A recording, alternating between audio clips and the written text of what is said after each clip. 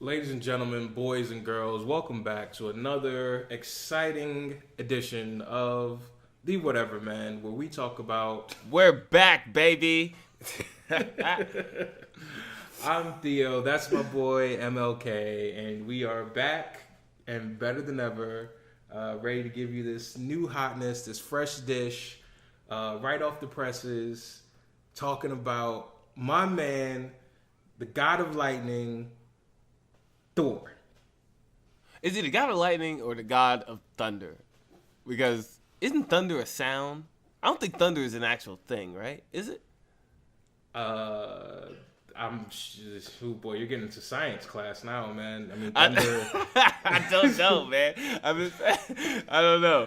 Who knows? Thunder is like the phenomenon that happens as a result of lightning. Like it's the charged particles like collapsing or something like that, and causes the sound or whatever. Look, I don't know. That's what I should have said. Wow. I just made some stuff up that may possibly be halfway true. So let's just rewind all of that and just go with I don't know.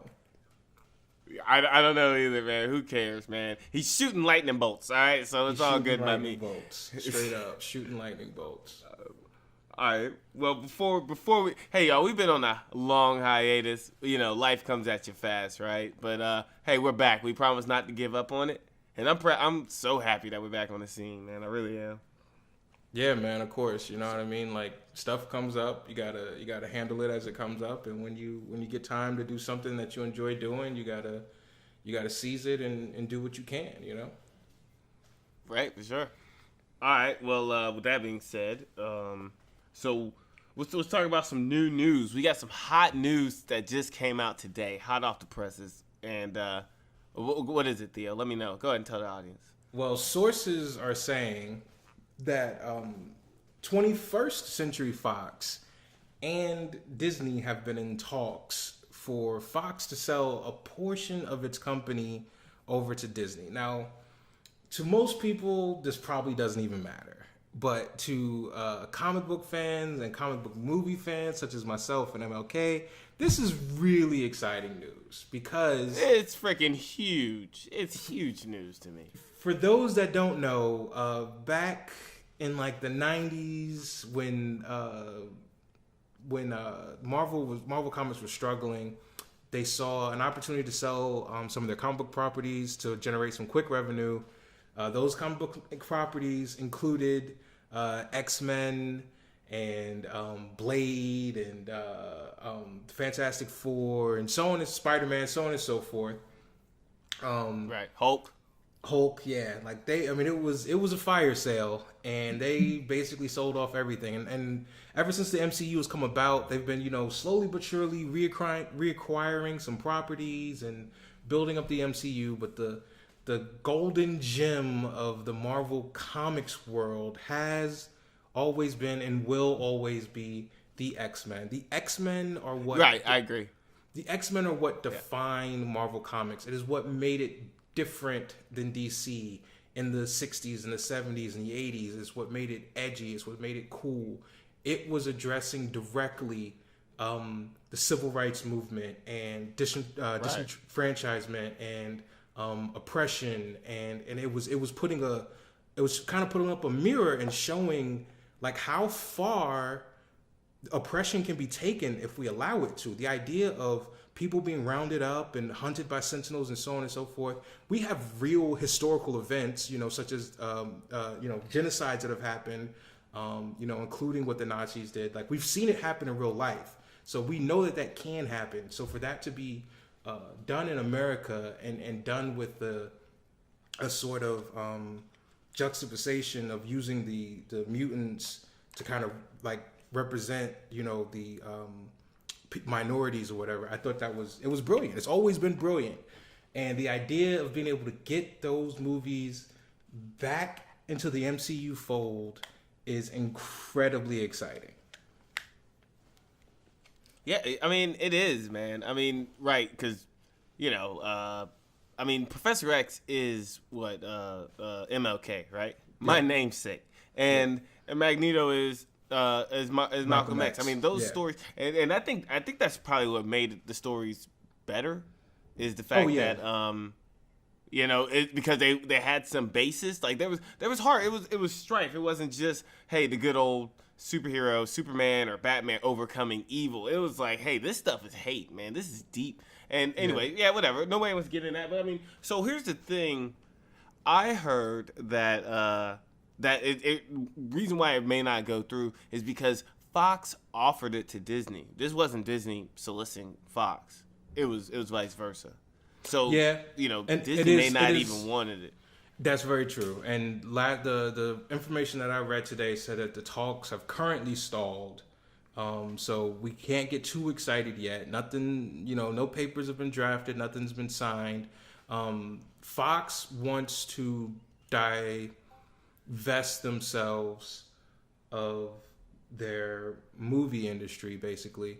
And they want to focus on their news business and on their sports, and they feel that what business? What business? Yeah, their news business. Whether you agree with what they say, or not, the news. I didn't hear what you said. You said news business. Oh, okay. News business.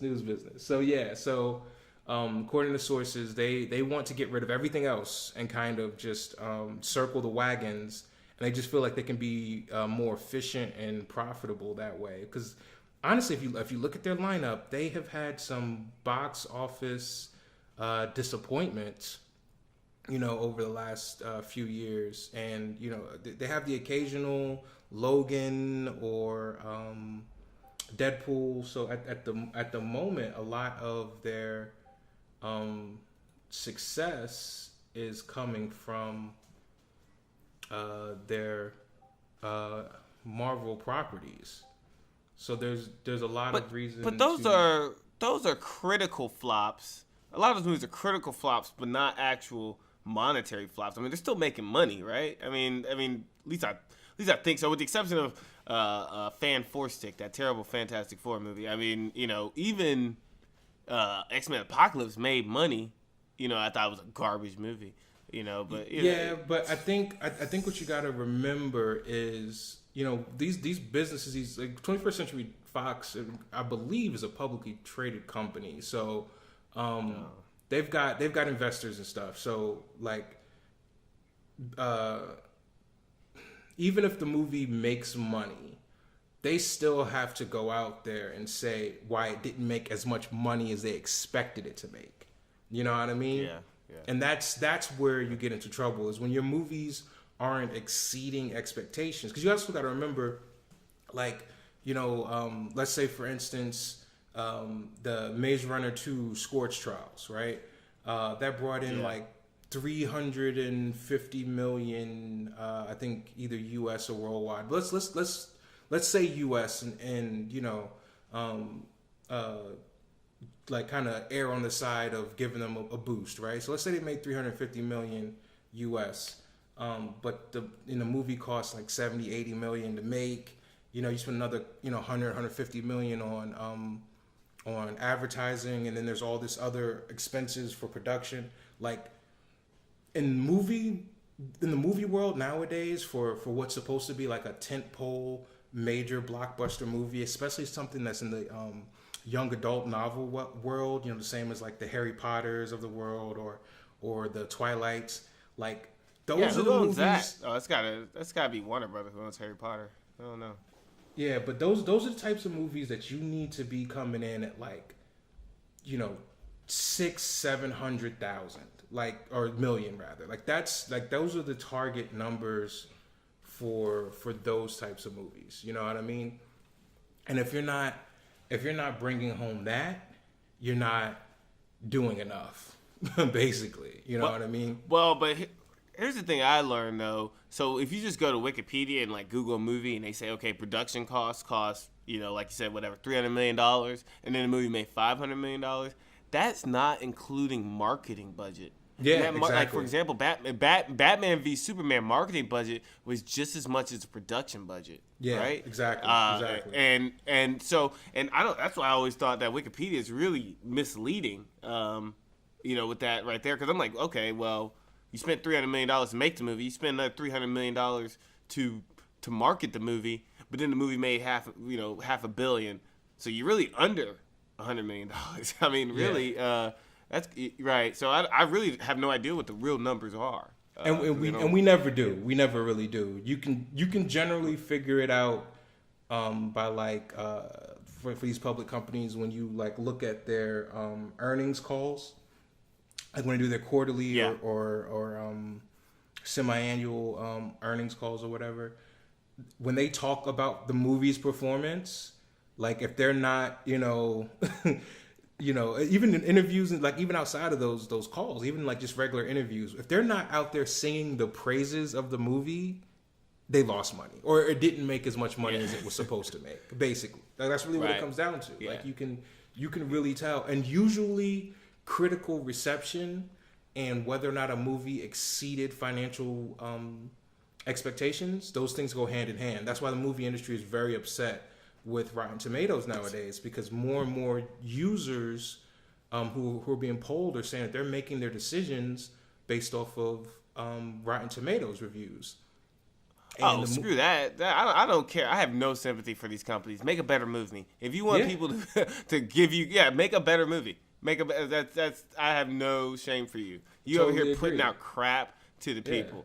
Totally agree. And you know what? A perfect example of making a better movie, Thor Ragnarok.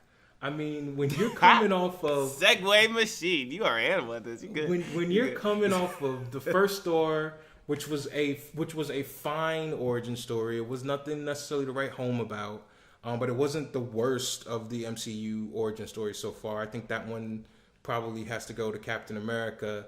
Not saying that was a bad movie, just of all the origin stories, I think that one was the weakest origin story. We have complete different takes on that. It just was. Hey, the opinions of Theo does not represent the whatever man as a whole. They're strictly his own. The opinions of MLK are usually wrong. So wait a second. Wait, you think that Captain America is one of the worst? I thought that was one of the best. Oh man! And you think in the first Thor movie, I think it's one of the. If you go back, I just recently rewatched this movie. I think that is one of the best stories, not best movies, best stories told yet in the MCU. The worst origin story is Ant-Man. It's Ant-Man. That's the origin story I don't give a damn about. No.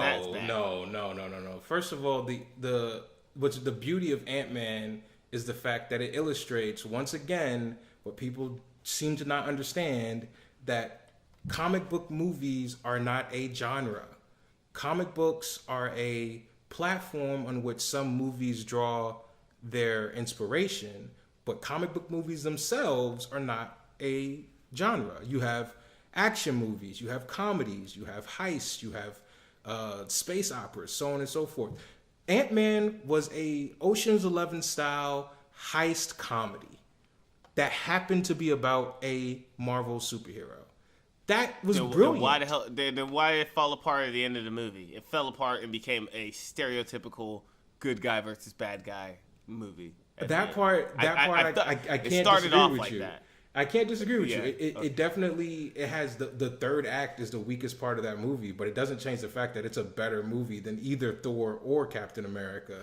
As a first movie. It just is. Let me sing my heartthrob for Captain America for Thor real quick, because I'm gonna make the case for Thor and I'm gonna make the case for Thor real quick. And the case for Thor is it is a movie about a man who lost it all. He was arrogant. His father casted him down. He cast him down, and he had to be humbled by humans in order to learn how to lead and become a leader and a ruler and a better person as a whole. It's actually really hard. We've never seen that in a movie before. No, you haven't. But it was so original. But then once you realize, and this is why everybody screams that Loki is the best villain. And I didn't agree with this at first, but I'm starting to lean this way when you look at Loki's motivations. Loki has always been number 2 to Thor, and he's like, why doesn't my father love me like he loves Thor? Why this? Why that? And then what does he do? He tricks Thor into getting casted down, and then he tricks the ice giants into coming into Asgard. Then he kills the ice giants, and he tries to do it, and he's like, at the end when he's dangling from whatever that bridge is, that sky bridge that Heimdall's always on or whatever. He's hanging from there, and he's like, Father, I did it for you. We can destroy him together. And his son is like, no, Loki. And then Loki just lets go and supposedly falls to his own death because he's heartbroken that he knows that he'll never win his father's affection. Man, that is Shakespearean. No, but notice the supposedly. Notice the supposedly. Loki supposedly dies like 4 times in this trilogy somehow. Yeah, like, it's ridiculous. Marvel ruined it. Marvel ruined it. his death scenes are overdone. I disagree with you on Loki being the best villain in the Marvel universe. I think that he got that title because Tom Hiddleston's an amazing actor and because the story itself is so Shakespearean and everybody loves Shakespearean stories. Like Shakespearean stories are basically soap operas, and no matter how much we want to act like we don't all love soap operas, we all love soap operas. That's why shows like Empire are so successful on television right now. People like that overblown dramatic garbage, for lack of a better word. And I'm not even calling Thor the original one overblown dramatic garbage. It is very Shakespearean. Not necessarily in the best of ways at times, but it's a fine movie. It's just at the bottom tier of Marvel origin movies, along with Captain America, the first Avenger. All right, so tell me, what don't you like about that movie? Captain America is literally the little guy's story, who comes up and he faces all odds. Like, what? I don't understand what you don't like about it. Captain America, the first Avenger was fine until the Winter Soldier and Civil War came out. And then it was like, oh my God, that was terrible. It's unfortunate that it has to be compared to the second and third movie in its trilogy, but like, it's not unfair to compare the movie. Oh, you're saying that those movies, I thought you were saying that those movies weren't good. And, those movies were amazing. Okay, because to me, the Winter Soldier is the best movie in the MCU. Yeah, the Winter Soldier is in the top tier of MCU movies, right along with Thor Ragnarok and the first Guardians of the Galaxy. I do not agree with any of those Avengers. Picks. Throw the Avengers in there, and you have the complete list of the top tier of MCU movies. Those 4 movies. You're not gonna put Iron Man 1 up there? Iron Man 1 is kind of like Star Wars Episode 4. The quality of the movie is not equivalent to the importance of the movie. Like, without Iron Man, we don't have the MCU. Therefore, it's more important than any other MCU movie that has come out since, right? However, it's not as good as the Avengers. It's not as good as the Winter Soldier. It's not as good as the first Guardians of the Galaxy movie or Thor Ragnarok. It just isn't. It would be in that second tier where it's still really good. It's just not as good as the best movies from the MCU. But it is still the most important movie in the MCU. And you can do with that what you will. All right, we'll agree to disagree, man. This hurt my soul. I felt like we should have had these conversations before we started making this podcast. I'm over here with like a shocked and appalled face right now with the things you were saying. All right, whatever. You really like Guardians of the Galaxy. We've done enough of these episodes for you to realize that you're wrong. You would think you'd figure it out by now, but I guess not. I do really like the first Guardians of the Galaxy because once again it illustrated just the same thing I said about Ant-Man. It does it better, mind you, but it illustrates once again that these comic book movies, the ones that Marvel does, mind you, and our DC conversation is on a different podcast, but the ones that Marvel does do a really good job of using actual movie genres to present comic book characters, because comic book movies are not a genre in and of themselves. Basically, all DC movies, for the most part, with a few exceptions, but for the most part, are action comic book movies. You know what I mean? They're action movies. They're in the action genre, and they star comic book characters, which makes it feel like comic book movies are a genre. And they're not. You know what I mean? You can have, in the case of Thor Ragnarok, you can have an action comedy movie that happens to star comic book characters. It doesn't have to be an action drama all the time to tell these comic book stories. This is the way that they can succeed by doing what you're saying and making each movie almost drastically different. And I think Marvel Netflix gets that better than the movies do, as far as different genres. Like Jessica Jones is kind of like a detective kind of film. It felt like at first, or so, you know what I mean? Like, but that's the way. Right, but like the New Mutants trailer that we saw in there, and it felt like a horror film. And I was like, okay, this is direct. Like, you don't have to just say, okay, hero, bad guy, hero needs to win. Like, you know, like you're right, absolutely. You know, shoot, give me a bad guy movie from point on, you know, and where he's trying to rob banks and stuff. Straight up heist movie.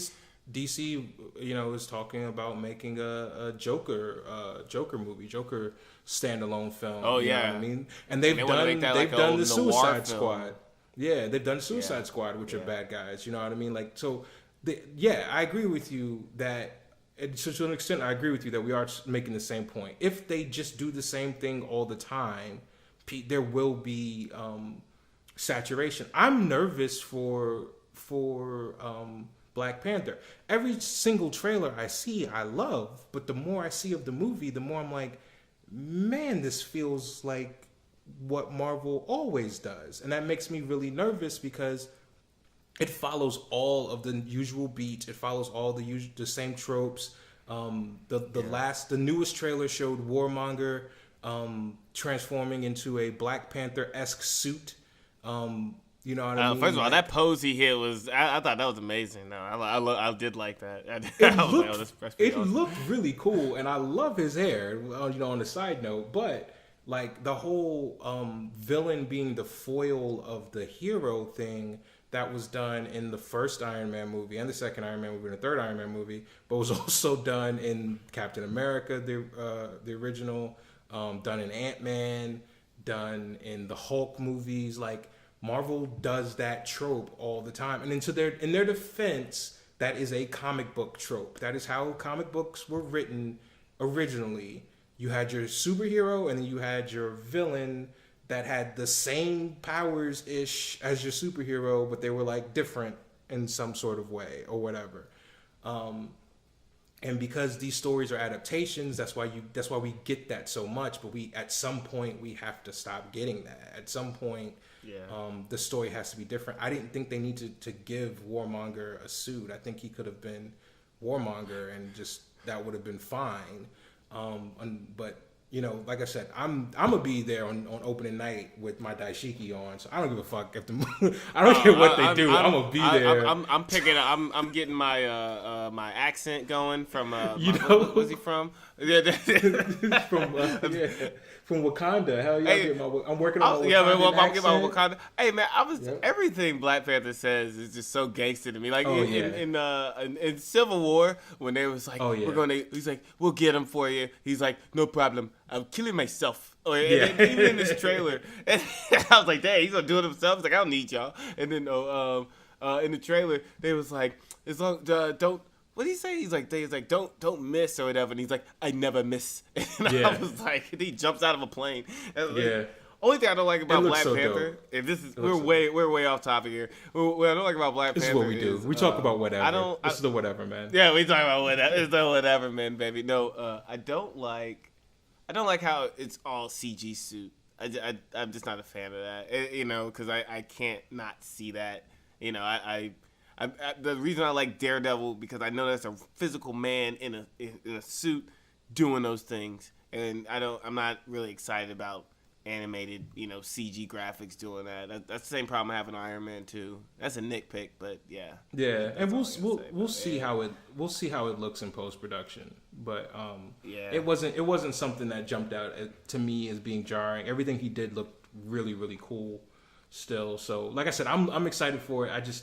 I'm worried that it's going to follow the usual Marvel beats. But you know what? Marvel has a formula, and that formula is working.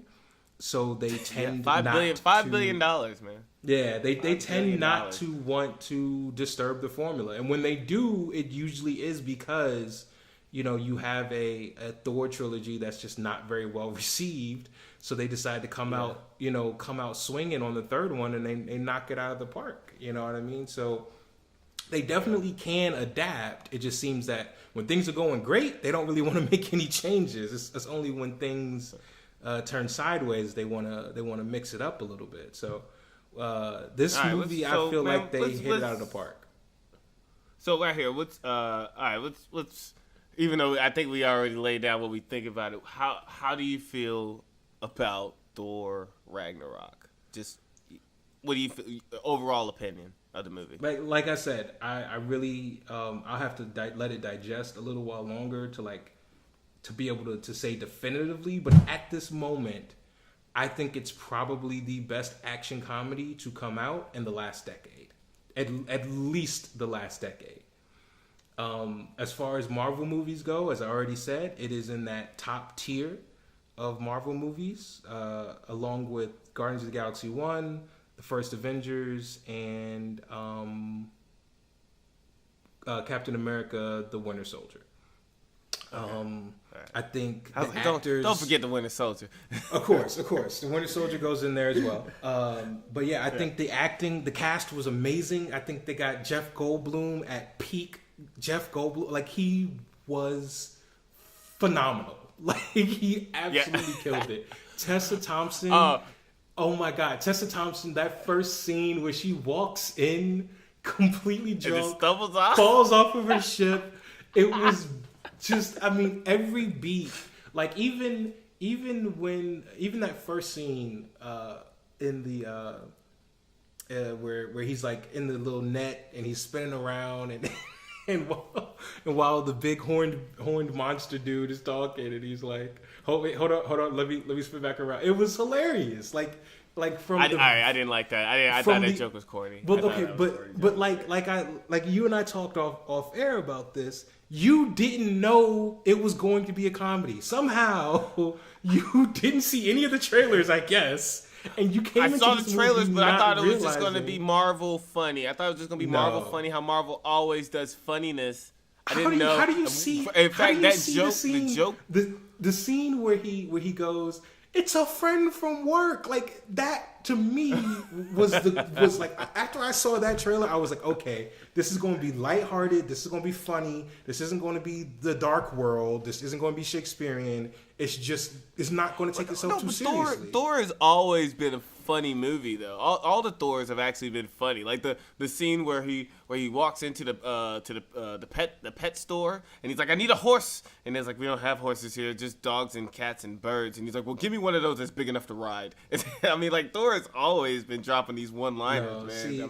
But having one-liners and having funny lines is not the same thing as being a funny movie. The first two Thor movies had Kat Dennings in them. She's a comedian, but that doesn't make the movie a comedy. This was I think Chris Hemsworth is just funny as a whole. He is. Have you ever seen Chris Hemsworth in like comedy movies? Yeah, he's a funny guy, man. He's the funniest thing about the Ghostbusters, that Ghostbusters reboot. He's the funniest. That movie was terrible. But hold on, but I'm not trying to be like misogynistic. I know it's it's mostly a female cast. It had nothing to do with misogynism. Nothing to do with that. Yeah, I'm just prefacing that. Nothing to do with any of that. Like, he is the funniest part of that movie, in my opinion. So I watched that movie for free, and I still want my money back. Like that movie is just But besides that point, I think that if you come into this movie expecting the Shakespearean stuff that we have seen for two movies, you are going to be severely disappointed. Like, you're just not going to have a good time.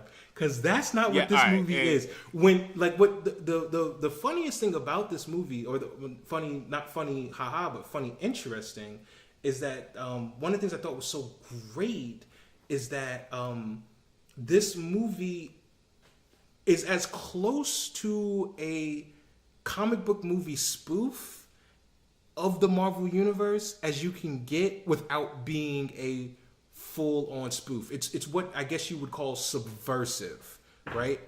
It sets up what it sets up your idea of what a comic book movie is, and it takes all those ideas and it subverts them in different ways.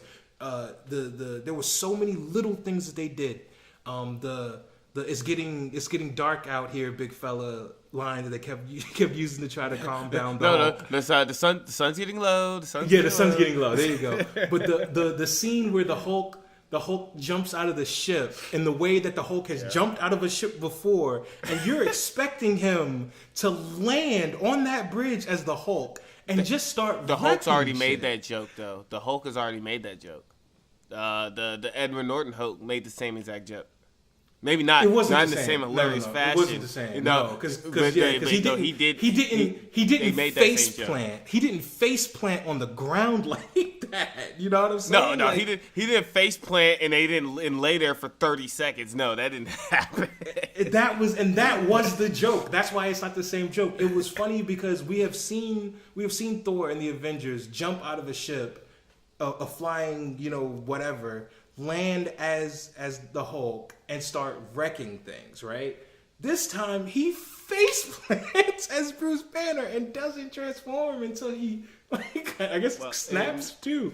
It was hilarious. And all right, well, so that and okay, and this is my thing about the whole movie is the movie was good. The movie was okay in my book, and this goes against me because I'm not a real big comedy fan. That's why I'm not a big fan of the Guardians of the Galaxies and things like that. I just don't see comedies. Comedies are fun when I see them, and I like comedies that are interesting and have like The Hangover was really funny to me. But I like subtle kind of humor.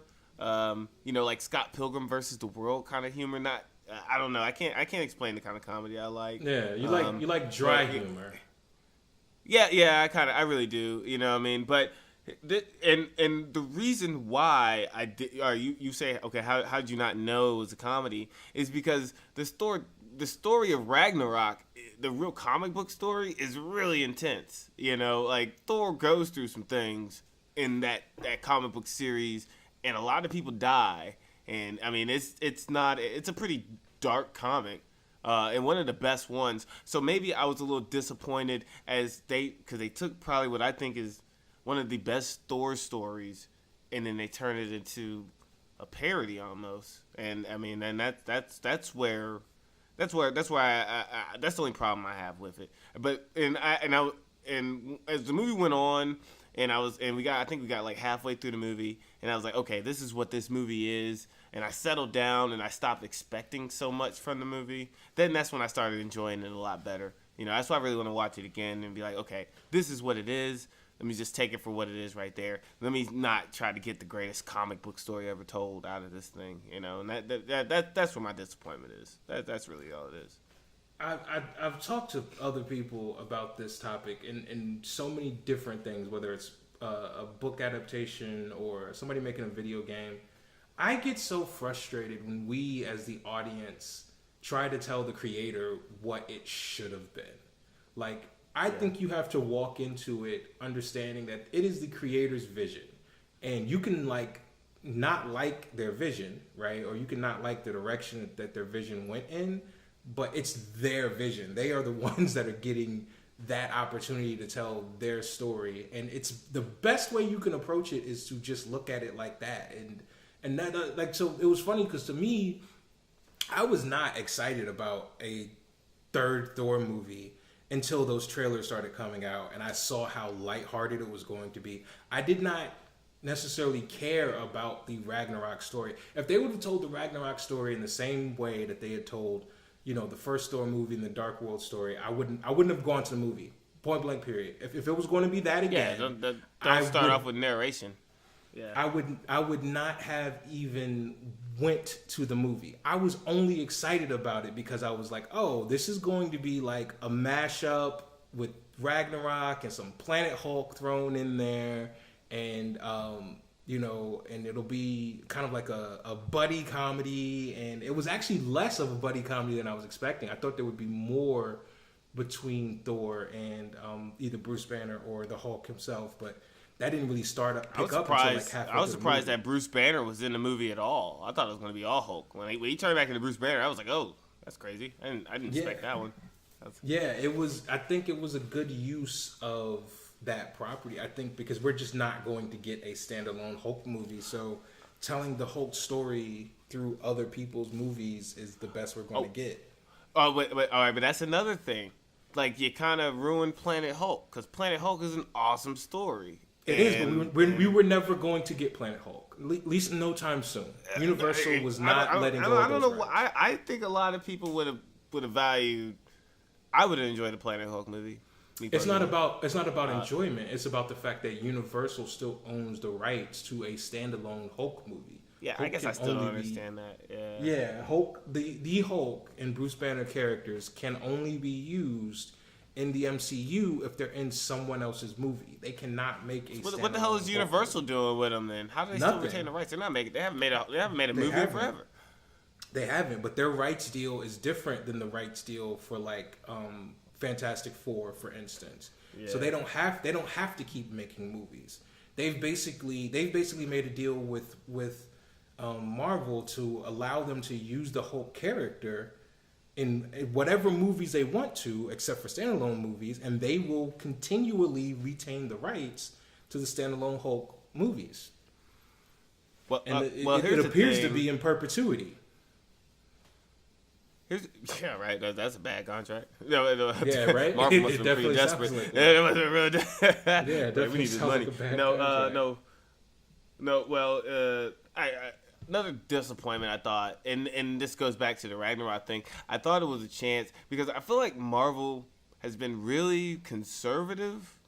I mean, I'll say lately. Yeah, I'll say they've been really conservative lately. As far as what they're willing to do. I mean, like comic books are really weird. They have some crazy stuff going on, multi-dimensions and time paradoxes and all kinds of stuff. And Ragnarok is one of those stories. I mean, Ragnarok is the story about Asgard being destroyed like 1,000,000 times, right? Always caused by Loki, and then Thor has to go on this mission, and then Ragnarok is reborn in order to feed some celestial gods off of the death of Asgard. And I mean, it's a really like I can't even understand what's going on. And I thought it was a chance for them to get weird, but they didn't get weird with it. What they do, they made, instead of Hela being some not multi-dimensional, but other dimensional worldly force who rules over hell and the afterlife or whatever, they made her Odin's daughter, and instead of Odin passing the Odin force on to Thor whenever he died and things like that. I mean, they said, oh, Thor has the power within him the whole time, and the hammer was just a tool to harness his power, but he didn't need it. I mean, like, it felt like a trope, and I felt like they could have really went out there. But I know if they go out there, they're going to lose a lot of the audience and things like that who can't really digest all that information. But, fuck them. Well, you know what? You just answered your own question, dude. Like Marvel has a formula. Their movies are very formulaic because that formula works. And when that formula doesn't work, they go back to the drawing board and they make some tweaks. This was an example of what they do when they tweak their movie. They're still not going to go all the way weird. You look at a movie like Guardians of the Galaxy 2, which is about as weird as they're willing to go. You got Ego, the living planet, but he spends most of the movie walking around in human form. You know what I mean? Right. Like they're just not willing at this juncture to go. No, Doctor Strange weird. Is where they should have went the weirdest. They could have went beyond weird with Doctor Strange. Yeah, they definitely did not go to the weirdness potential that they could have with Doctor Strange. I think Doctor Strange a lot was kind of like opening that doorway to the weird and the mysticism side of Marvel. And I'm hoping, and I'm giving them the benefit of the doubt here, but I'm hoping that they're using that as an opportunity to kind of introduce fans to that, and then kind of like slowly get them used to that stuff, so that they can bring that out more and more and more in this next phase after the Infinity War. Because I think this is the 17th movie. How many more movies do you have to get used to that? I don't agree with that at all. I think fans can take it. You just got to give it to them. But you gotta remember, and I'm not necessarily disagreeing with you. I think movie theaters often underestimate the intelligence of their fan base. However, you say it's been 17 movies, like at least 14 of them were conventional movies. Like they weren't even remotely weird at all. You know what I mean? Of the 17, 13 of them all take place on Earth for the most part. So yeah, you can't act like they've already been introducing fans to this stuff, because they haven't. So, I do think that if you look at the fact that the next phase is going to have more Doctor Strange, it's going to, introduce Captain Marvel, it's going to introduce Adam Warlock. They're going to be doing more on the cosmic level, including Guardians of the Galaxy. Like but they're gonna have to, because Thanos with the Infinity Gauntlet is literally unstoppable. The Avengers stand no chance against Thanos, right? Yeah, so unless you introduce a all powerful, can we talk about Doctor Strange in this movie? What did you think about that cameo? I thought it was interesting. I thought it was a good use of a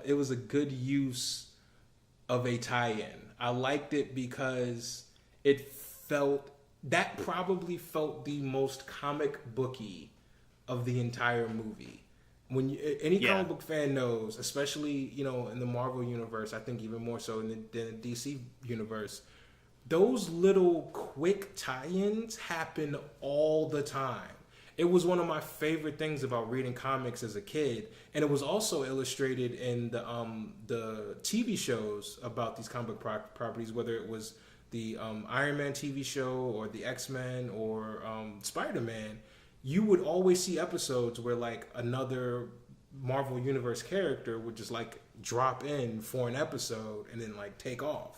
These little quick little cameos happen in the comic books and those old school cartoons all the time. So I just thought it was a really cool touch. It was totally throwaway. They could have not included it in the movie at all, and I don't think it changes the movie. That's what I didn't like about it. I like seeing Doctor Strange becoming a better master of mysticism. He's killing that Agamotto, right? I mean, he's rocking it, and he's using it out of control now. Like did you lock that thing up in a box in the last movie, and now you're just like. I think it's definitely fan service, but I don't think there's anything wrong with fan service. No, there's nothing wrong with fan service. What I didn't like about it, I thought it was cheap storytelling. In fact, I always think about this time I heard the creators of South Park, what's his name, Matt Stone or whatever this guy's name is. Trey Parker. Matt Stone and Trey Parker. Yeah, right. Like, and I mean, and South Park is one of the greatest anime shows of all time. I don't care. It's better than any Family Guy, Simpsons. It's better than all of those. And but the thing they said in this conversation was you always wanted to avoid. In writing a story, being able to insert and then into the story. If you can insert and then you did this and then you did this, like that's a bad sign of storytelling. What you want to ideally do is, I don't know, I can't remember exactly what they said, but basically they're saying like he did this and the consequences of this led to this. Like the consequences of this led to this because he did this, he did that, and I mean, and so I felt like the story when you're doing it, when you read it, and then Thor and Loki went to Earth, and then they met Doctor Strange, and then Doctor Strange told them where Odin was, and I was like, okay, that's a nitpick, I guess, but like it's a huge nitpick, and it's not even like it's not. I don't even think it's accurate. Yes, it is, and I don't even think it's accurate because that's not what happened. Like Loki and Thor go to Earth. That's exactly what happened. Loki and Thor go to Earth, and then they discover that Odin isn't where they left him. They don't meet Doctor Strange. Doctor Strange basically summons them because he's been in contact with Odin, who's managed to break Loki's spell. And of course, if you are a celestial being, which Odin is, and you're on Earth, you're going to attract the attention of the Master of Mysticism, who wants all non-Earth Celestials gone. Like it all made perfect sense. It wasn't necessary, right? Like they that's what I'm saying. That's the point. The point was it wasn't necessary. I see what you're saying, and yeah, it makes sense that Doctor Strange would know that, and it makes sense that why even Doctor Strange would help them, because he's like, you're gonna get out of here, right? But I mean, like I'm saying, it had no impact to the movie. In fact, I mean, you would almost forget about that scene in the movie. And that's what I'm saying is perfect. That's what I'm saying is perfectly fine. Like the example that I gave of comics and cartoon shows is exactly what I'm talking about. When I remember that those cameos occurred, I can't for the life of me think of an example right here on the spot, because a lot of them were mostly throwaway cameos. You know what I mean? There was I'll never forget. It was like a When Galactus Calls storyline, I believe. When I say I never forget, I can't remember all the exact details, but basically it was like the Fantastic Four, they're fighting Galactus, and they've got a bunch of superheroes helping them out, and it happened in the Fantastic Four comic and in the Fantastic Four cartoon show. And what was so interesting was Galactus was defeated in basically the same way in the comic and in the TV show. The difference was the character that they used, and why they used a different character, I don't know. But in the TV show, cartoon show rather, and in the comic, one used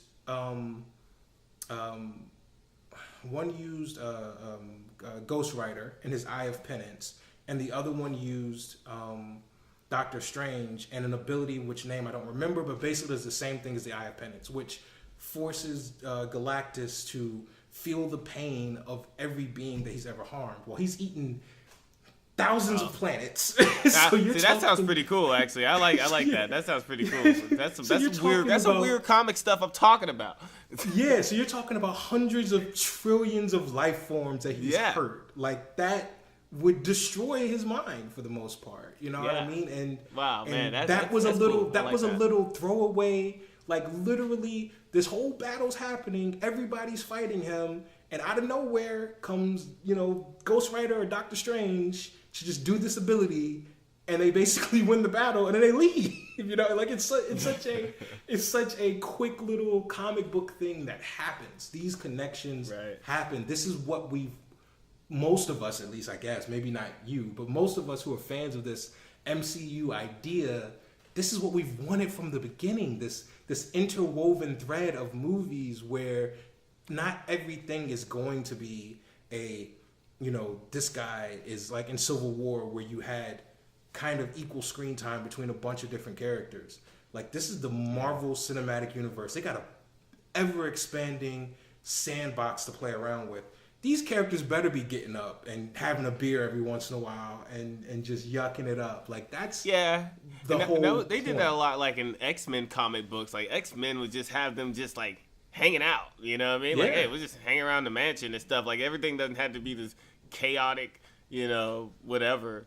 And, hey, I'll tell you what I did like about the movie, was I like the ending of the movie, destroying Asgard. I thought that was cool, because what I didn't want was another movie where, and then they defeated the villain, and everybody just went all home and everything was okay. I didn't want that. I want, and I think I read that before. They said like the Thor movie changes everything. There's gonna be major changes after the Thor movie. I like consequences. This happened and it changed how everything is. So what? Does Thor not have a hammer anymore? Is that a thing? His hammer got destroyed. I thought they were going to just give him his other weapon from the comics. It's like a hammer-ish axe sort of deal. But that Beta Ray Bill kind of thing? Yeah, but they didn't give him that. So I don't. Yeah. I guess there's. You see the Beta Ray Bill like Easter egg in there? I saw it. I didn't notice it. I haven't watched the Easter egg videos yet. I was actually looking. I noticed it. I noticed it in theaters. It's what's his name's video? Jeff Goldblum's tower or castle, or whatever. He had the faces of all his champions on there. One of the champions was Beta Ray Bill. One of the faces. Oh, okay. Yeah, I didn't even catch that. But yeah, what you think about? Yeah. No, go ahead. No, I was want to ask you. We've been going for almost an hour. What did you think about Hela? Yeah, I actually wanted to talk about Hela a lot because I have mixed feelings because I feel like for the most part they did a really good job, and I think that she's one of the best villains that we've had in Marvel thus far. She felt menacing. She felt like the stakes that were involved with her felt like real stakes. It really felt like she was more powerful than the superheroes and she was going to win. It did not feel like the usual sort of, they're going to figure out a way in the end. It was legitimately, they had to sacrifice everything essentially in order to defeat her. Like, that is the ultimate villain. And she felt very well written and very well acted. The thing she did with her hair, where she almost looked like she was in one of those Estee Lauder commercials for a second, having an orgasm in the shower, that was a little bit off-putting to me, I think. I was like, how many times did she have to shoot that? Like, like it just felt so misplaced. Like, she was such a serious. I mean, like, even when she made the joke, I loved the joke that she made, where she was like, with the Asian guy, I can't remember his name, but he's like from Thor's crew or whatever that like all got the Warriors 3. Yeah, who all got like unceremoniously slaughtered or whatever. But instantaneously, right? Like nope, just not in this straight one. murdered.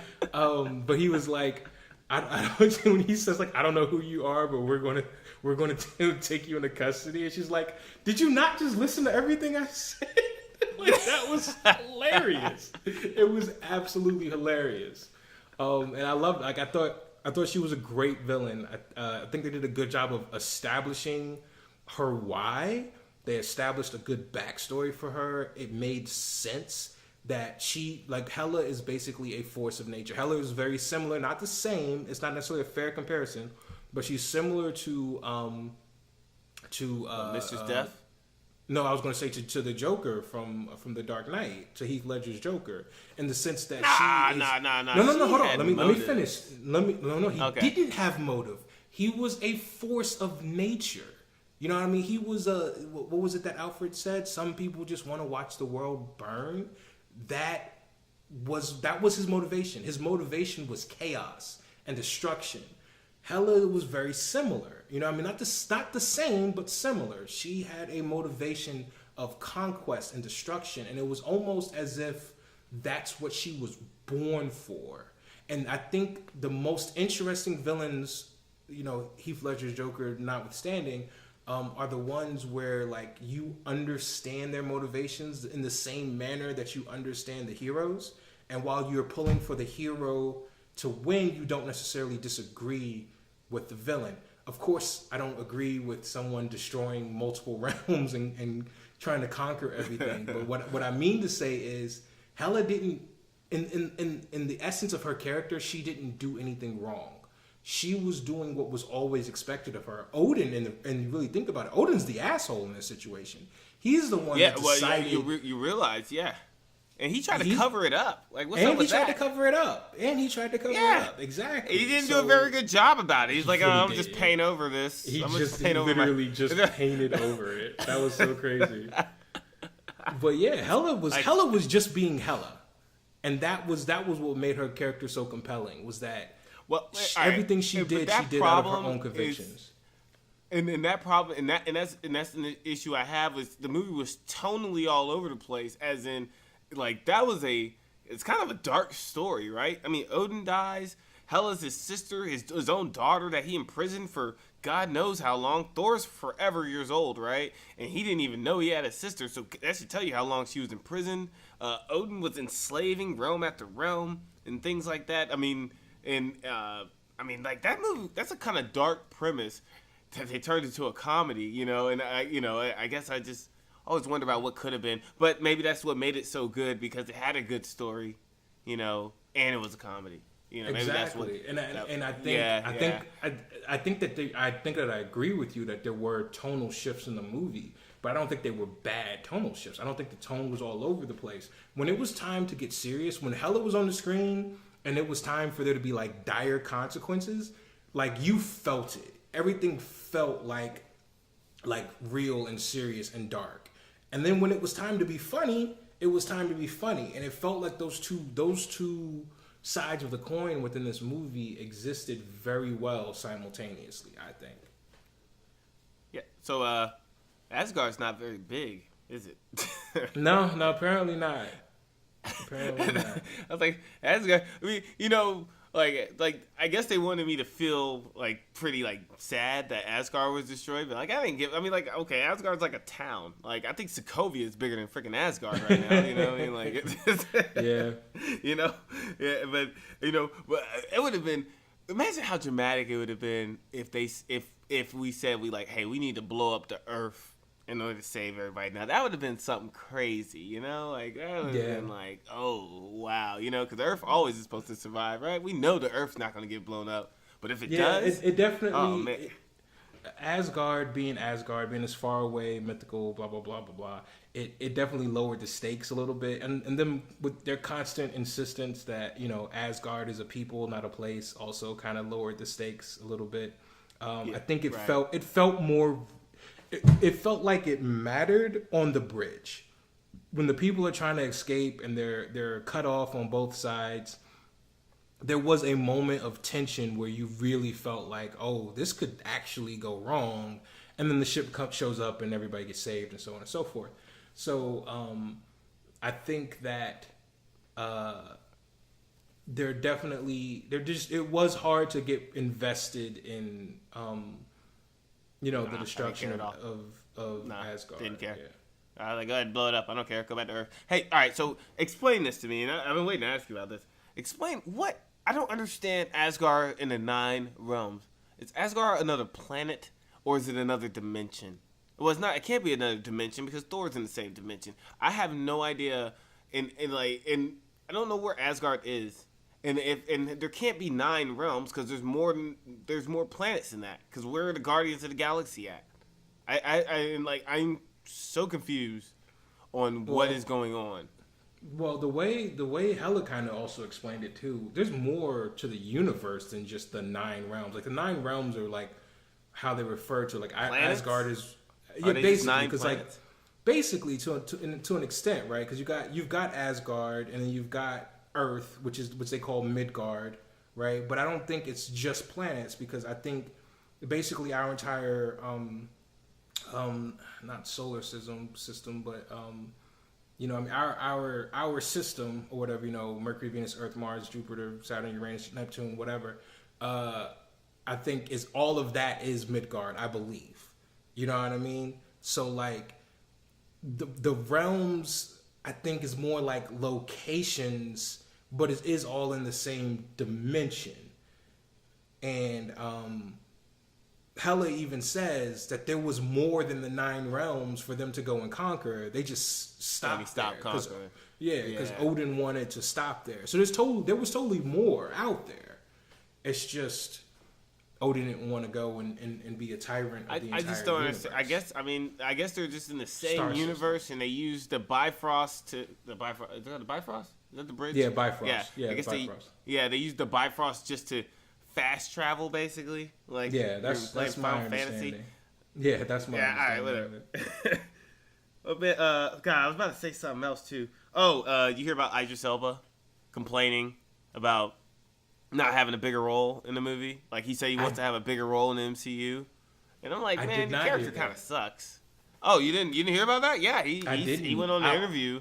Yeah, he went on the interview and he said, "I wish I had a bigger role in the MCU and all that stuff." And because he said like he didn't have fun making the first 2 Thor movies. He said he had fun making this most recent one, which is you never really know, right? Because it's the one that's just about to come out. He's not going to talk trash about the movie that hasn't even come out in theaters yet. But I think he said that he wants. Huh?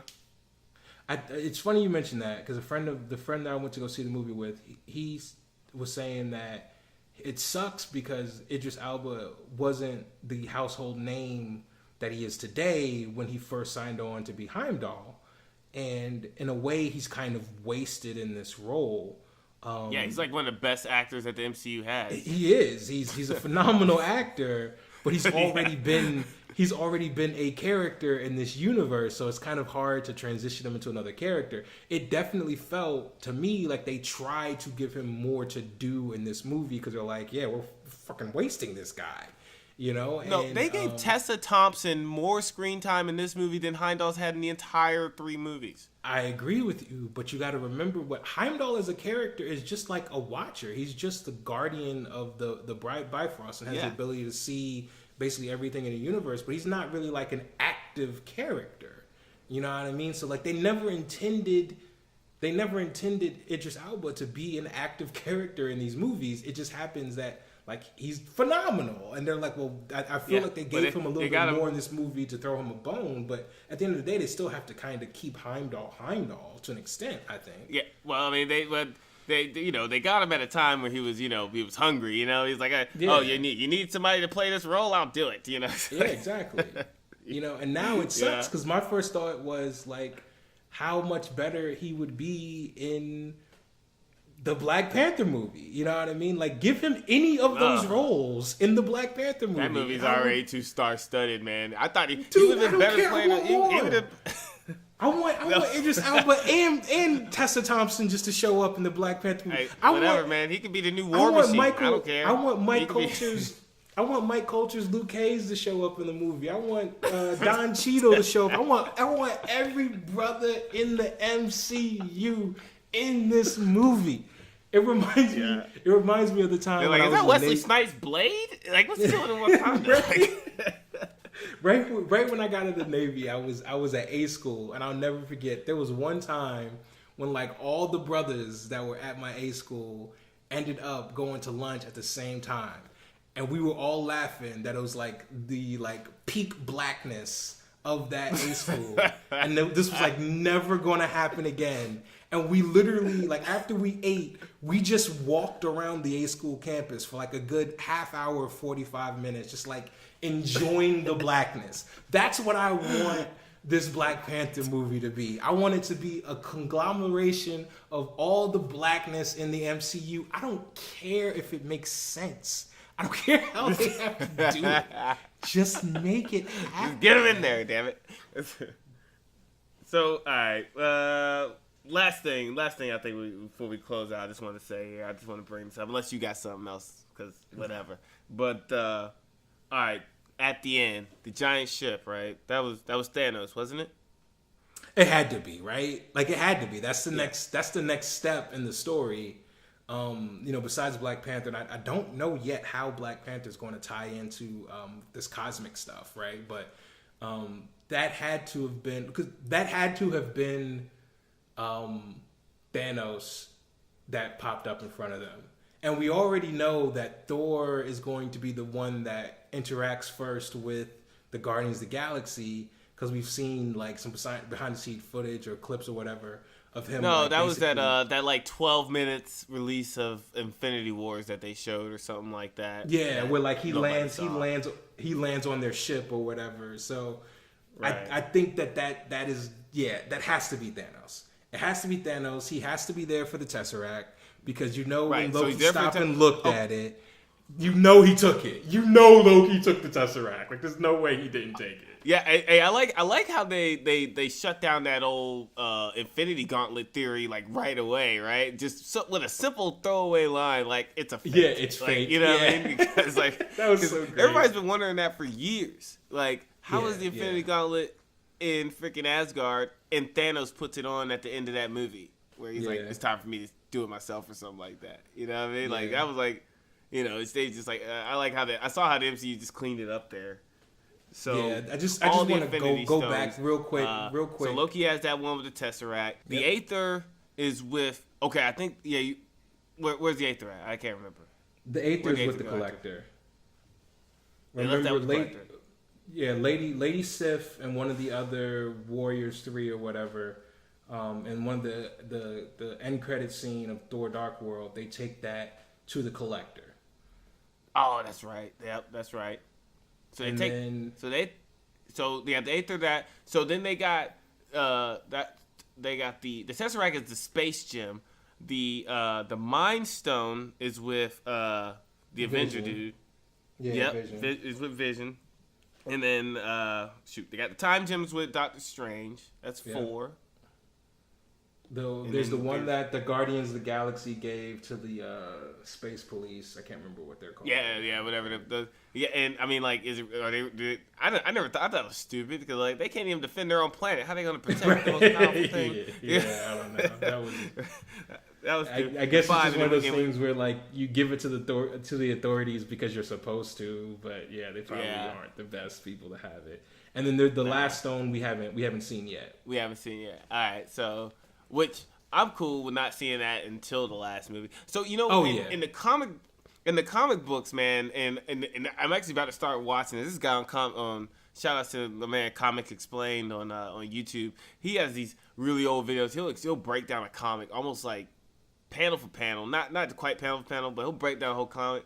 But I watched the whole Thanos comic, and Thanos actually goes like on a what do you call those? I don't know, an excursion mission or whatever. It's like Chuck, I can't remember the word. Whatever. He goes on a mission and he's looking for each of these, and he has to go to like each of these cosmic entities who has these power stones. They're not even cosmic entities. They're just people with the Infinity Gems, and they'll tricks each one of them into getting the gem, the stone or whatever. It's really clever how Thanos comes across all the Infinity Stones or whatnot. I hope they do that with Thanos in the Avengers movie, even though I know they're not, because they're all still kind of close together. Yeah. Yeah, I don't know. I think I know that I believe I remember maybe sometime earlier this year I saw a little bit of an interview with the directors of the upcoming Infinity War movies, and they talked about how the central figure for this movie, for at least Avengers Infinity War, not necessarily for the movie following after that one, but probably because they are kind of like, two halves of one movie.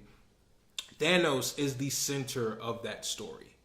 Supposedly, the way they described it is the story is basically told from his perspective, where he is, even though he's the villain, he's almost the protagonist. Yeah, and that's how the comics were. That's what I was trying to point. The point, that's why I liked it. So it was if they tell them the story that way, then it could be something where he has to go and outwit the holders of each stone, and in order to put his gauntlet together. Or whatever, and that could be. Yeah, really, like really he's cool outwitting anybody. He just straight up Devo on them. Look, he just took down the whole ship of Asgard. Yeah, probably and that's probably what's actually going to happen. Is he's just going to muscle his way to get all of the stones. But I don't know. I mean, I'm these are the same guys that did Winter Soldier and Civil War. So I've got faith that they're going to bring us in. The Wachowskis. Is it? I don't think it's Wachowskis. Right? Yeah, the Wachowskis did. They did Winter Soldier. They did Civil War, and they're doing Avengers: Infinity War. They were the Wachowski brothers. Now they're Wachowski sisters. Yeah, dude, I think you're getting things confused. Those are the guys from The Matrix. They're not the same guys that are doing.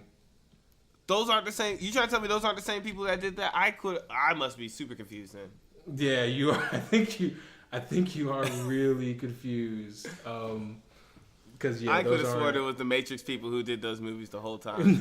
Did you really think so? No, it's the Russo brothers did the Infinity, or did Captain America: The Winter Soldier and Civil War. Oh, that is correct. I believe they're my bad. Also doing. As you were, ladies and gentlemen. Wow. Okay. Yeah. So that happened. You can totally edit that out if you want. All right, man. Okay. Well, I think let's wrap this thing up, man. You had something for us though, didn't you? I was going to do a soliloquy, but we're already running kind of long, so I think I'll save it for another video. All right. Well, okay. Grades then. Let's grade this movie. What do you? Yeah, I know. I already know what you're gonna give it. Go ahead. I'll let you get the first grade. It's a 9 out of 10. It's, you know what I mean. Like I as a general rule, I don't really give 10s because, you know, nothing is perfect, and I choose 10 to represent perfection. Not everybody does. You know what I mean. Some people choose 10 to represent, you know, meeting all expectations or something along those lines, or just being a great movie. 10 to me is like masterpiece, right? And what's a 10 movie for you though? You got my curiosity though. Like for me, it's American Beauty. Yeah, I mean, I think American Beauty, The Usual Suspects. The list is really, really short. You know what I mean? Like you want to go really far back and talk about like Citizen Kane or something. Like it's a very, very short list. Have you ever seen Citizen Kane? I've never seen it. Oh yeah. I've been meaning to watch it. Everybody says it's like the greatest movie. Oh, Dark Knight, perfect 10. You know, I haven't watched The Dark Knight in a really long time, so I'd have to go back and look at that one to be 100% sure. But you're probably right. That's probably a 10. It's probably a masterpiece. The one thing I've always wondered about The Dark Knight, I mean, because Heath Ledger's performance made that movie, and I feel like if that one performance carries a movie, that it's kind of hard to call it a masterpiece. You know what I mean? But I won't necessarily argue that. I'll leave that one. Leave that one alone. But yeah, I'd say this is a 9 out of 10. This movie absolutely hit it out of the park. I'm not even sure if the first two movies combined are a 9 out of 10. So this one being so good was a shock. I came in like based off of the hype and the trailers. Like I tried to temper my expectations, but I still came in with high expectations, and this movie still exceeded those expectations. So absolutely 9 out of 10 for me. All right, so I was going to give it a pretty low disappointing score. You actually changed my mind in some ways during this last hour or so. I'm gonna give this movie a C plus. I'm gonna give it a C plus. Just this is completely my opinion. I understand. I know I'm in the minority in this opinion. I know that people are gonna love this movie. They're gonna love what it was and things like that. The people I saw with, they gave it A's and stuff like that. When I asked them after the movie how they felt about it, I think it was an average movie, and I always think about what it could have been, and the fact that they turned it into a comedy just kind of just disappointed me. I was so shocked that if I would have prepared myself and known that this was going to be a comedy going into it, I probably would have liked it better. I'm gonna go see it again. I probably like it better seeing it a second time. But the fact that I didn't know I was watching a comedy till I was in the theater just really took me out of the element. So I mean that's why I'm gonna say it's a C. It's an average movie to me. All right. Everybody is entitled to their opinion, even when their opinions are wrong. So this guy. I'll give you that one. All right. Well, there it is, man. Dang, we had a lot to say. There's so much we didn't get to. We didn't even talk about the Hulk. We didn't. We literally didn't even talk about the Hulk. We barely talked about. We didn't talk about Scourge or Scourge. We didn't talk about Scourge. There's so much more we could have talked about with Hela. I mean, Kate Blanchett absolutely acted her ass off and deserves so much praise for her performance. But we didn't really even talk about Loki in this movie at all. Like, yeah, oh man, there was so much going on. All right, but here's the thing though. The thing is, I think there's so much backstory with MCU involved in this that we have so much to say.